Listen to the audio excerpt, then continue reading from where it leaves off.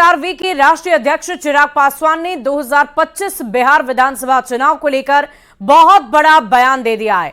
चिराग पासवान ने कहा है कि सीएम नीतीश के नेतृत्व में वे लोग विधानसभा का चुनाव लड़ेंगे। सीएम नीतीश के नेतृत्व से उन्हें कोई ऐतराज नहीं है। चिराग ने कहा कि बिहार में एनडीए गठबंधन की सरकार चल रही है और सीएम नीतीश खूबसूरती से उसका नेतृत्व भी कर रहे हैं।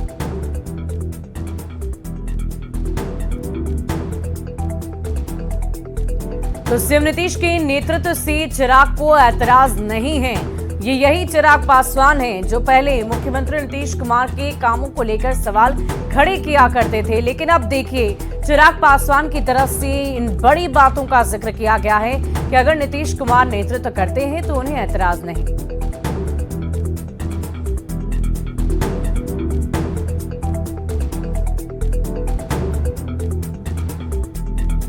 मेरे लिए मंत्री बनना प्राथमिकता नहीं, चिराग की बड़ी बातें हम आपको बता रहे हैं। हम लोग इतिहास के साक्षी बनेंगे। राष्ट्रीय अध्यक्ष और सांसद चिराग पासवान से। चिराग जी, आज प्रधानमंत्री नरेंद्र मोदी को एक बार फिर से एनडीए संसदीय दल का नेता चुना गया है। उसके बाद सरकार बनाने का जो समर्थन पत्र है आप लोगों ने दे दिया है, राष्ट्रपति को दावा पेश किया जा चुका है एनडीए की तरफ से। नहीं, बिल्कुल, और यह हम सब के लिए उत्साह की बात है। इसी लक्ष्य की ओर हम लोग सब मिलकर प्रयासरत भी थे कि मेरे प्रधानमंत्री तीसरी बार देश के प्रधानमंत्री बने। मेरे लिए तो स्वाभाविक सी बात है, बहुत ज्यादा खुशी का ये लम्हा है। 2014 से ही इसी सोच के साथ मैं एनडीए गठबंधन के साथ में जुड़ा भी था। उस वक्त भी सपना यही था कि मेरे प्रधानमंत्री, जो उस वक्त प्रधानमंत्री पद के दावेदार थे 14 में, वो देश के प्रधानमंत्री बने और इस बार तीसरी बार वो प्रधानमंत्री बनकर एक नया इतिहास लिखने जा रहे हैं। हम सब के लिए सौभाग्य की बात है कि उस इतिहास के साक्षी, उसके गवाह हम लोग बनेंगे।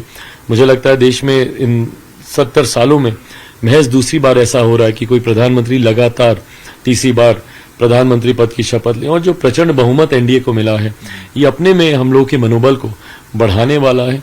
ऐसे में वो शपथ ले और जो वादे उन्होंने किए थे उन्हीं के शब्दों में कि 10 साल तो ट्रेलर था, अभी कई और कार्य बाकी होने हैं। ये क्या कहता है, केमिस्ट्री क्या है मोदी और चिराग की?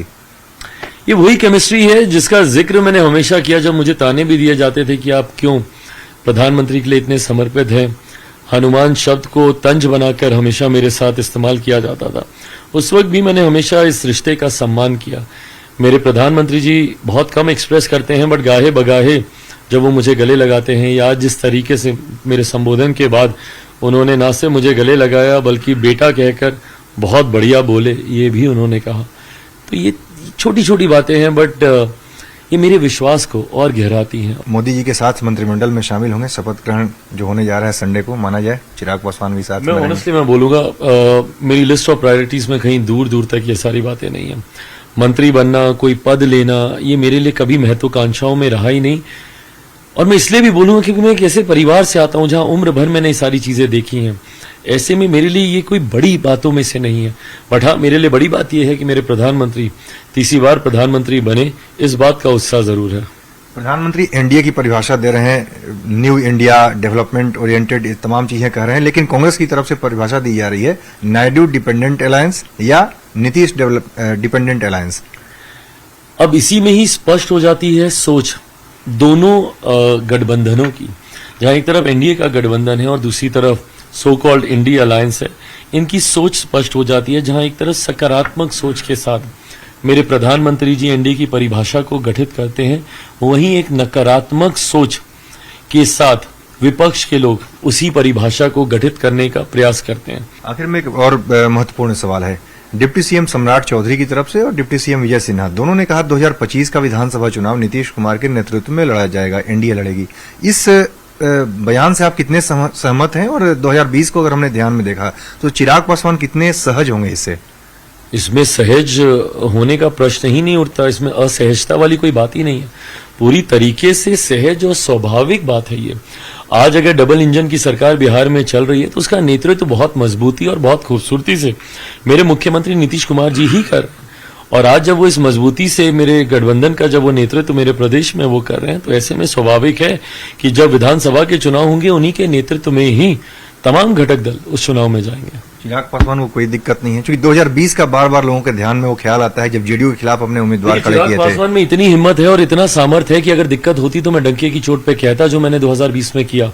पर अगर आप गठबंधन में हैं तो आप मन में कुछ और जुबान में कुछ रखेंगे तो आप गठबंधन का ही अहित करेंगे, और ये कतई गठबंधन धर्म की मर्यादा के साथ नहीं जाता।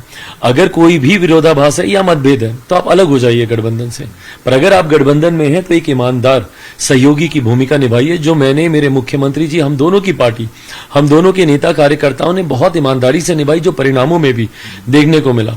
आज भी जब हम लोग सेंट्रल हॉल में भी थे, मेरे मुख्यमंत्री जी से बहुत खूबसूरत बातें हुई, और बल्कि अब आप यकीन नहीं मानिएगा, पर आप उनसे पूछेगा, हम लोग आगे विधानसभा के चुनाव की ही हम लोग वहां पर चर्चा कर रहे थे। अगर वो कुछ विजुअल्स अगर आप देखें जहां पे मैं और मेरे मुख्यमंत्री जी सदन में बैठे हम लोग बातें कर रहे हैं, तो हम लोग विधानसभा चुनाव में ही कैसे सबको साथ मिलकर उतरना है, क्या भूमिका रहेगी, कैसे रणनीति तैयार करनी है, इसी बारे में ही हम लोग चर्चा कर रहे थे। तो ऐसे में मेरे मुख्यमंत्री जी आज भी हमारे गठबंधन के मुख्यमंत्री हैं, और चुनाव के दौरान भी गठबंधन का नेतृत्व उन्हीं का ही रहेगा। चलिए, बहुत बहुत धन्यवाद। तो ये थे एलजेपी रामविलास के राष्ट्रीय अध्यक्ष चिराग पासवान। कैमरामैन प्रकाश गुप्ता के साथ अमितेश सिंह, न्यूज 18 दिल्ली।